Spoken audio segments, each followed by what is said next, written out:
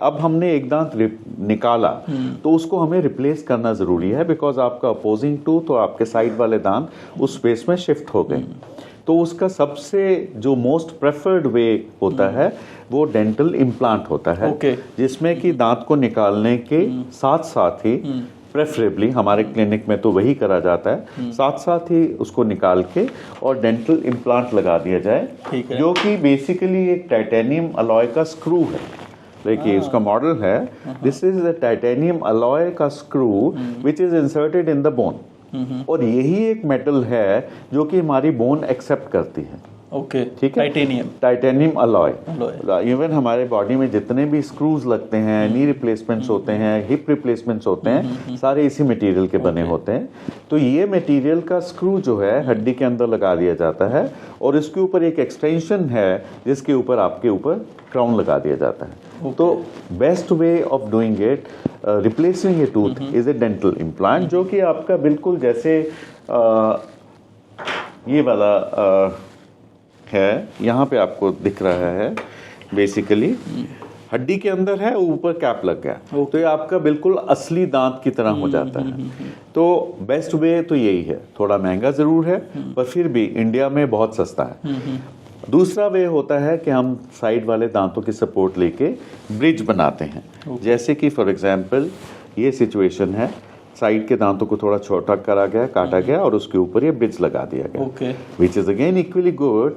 But then this has become the second mode of treatment, because इसमें हम side वाले दांतों को कट कर रहे हैं, थोड़ा सा नेचुरल स्ट्रक्चर उनका जा रहा है, जो कि हम नहीं चाहते। तो इसलिए first preference is implant, dental implant. Second is fix bridge. Dental implant full mouth भी हो जाते हैं, एक भी दांत नहीं है, आप 6 इम्प्लांट ऊपर लगाइए, 6 नीचे लगाइए, और आपके सारे दांत रिप्लेस हो जाते हैं। और थर्ड वे होता है डेंचर, जो कि आपके मिसिंग दांत को रिमूवेबल डेंचर से हम रिप्लेस कर सकते हैं। उसके भी कई टाइप्स आते हैं, but best way is to use a cast framework denture. मेरा ये क्वेश्चन होने ही वाला था कि क्या ये परमानेंट होते हैं, इसको हम नकली जो दांत हम बोलते हैं उसको निकाल के भी रख सकते हैं? सी बेसिकली जो आपके डेंटल इम्प्लांट्स हैं या फिक्स ब्रिजेस हैं, वो तो आपके परमानेंट हैं। परमानेंट नहीं बोलेंगे हम इसको, फिक्स्ड हैं, ठीक है, जिनको आपको निकालने की जरूरत नहीं पड़ती है।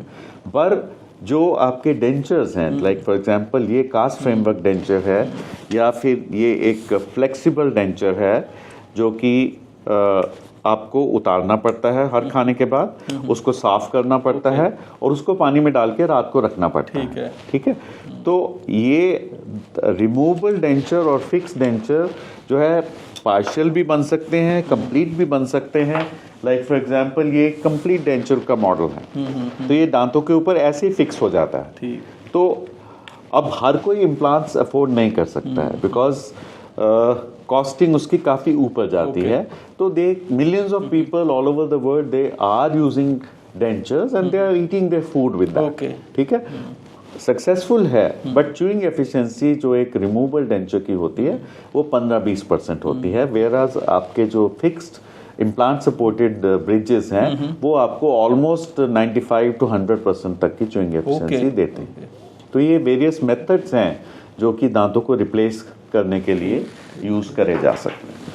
नहीं, वंडरफुल। एंड मेरे को इसको देख के अपनी दादी की याद आ गई। मतलब she used to use this and हम उनको काट के ही देते थे, she couldn't eat directly. Exactly, वो इसी वजह से, क्योंकि ये जस्ट प्लेस्ड है मुंह के अंदर, हमारी मसल्स इनको बैलेंस कर लेती हैं, यूज टू हो जाता है। बट ओवर ए पीरियड, पहले तो होता था 50 साल में लोग अपने दांत ही निकलवा लेते होते थे, कोई बात नहीं, ये दर्द कर रहा है निकाल दो, जाना ही है, 50 साल के बाद दांत तो लगवाने ही है। पर वो दांत जब लगवाते थे 10 साल के बाद उन्होंने फिर वो बदलवाना, कायदे से डेंचर जो है एवरी 5 years बदलना चाहिए, क्योंकि हमारे मुंह की हड्डी की शेप बदलती है।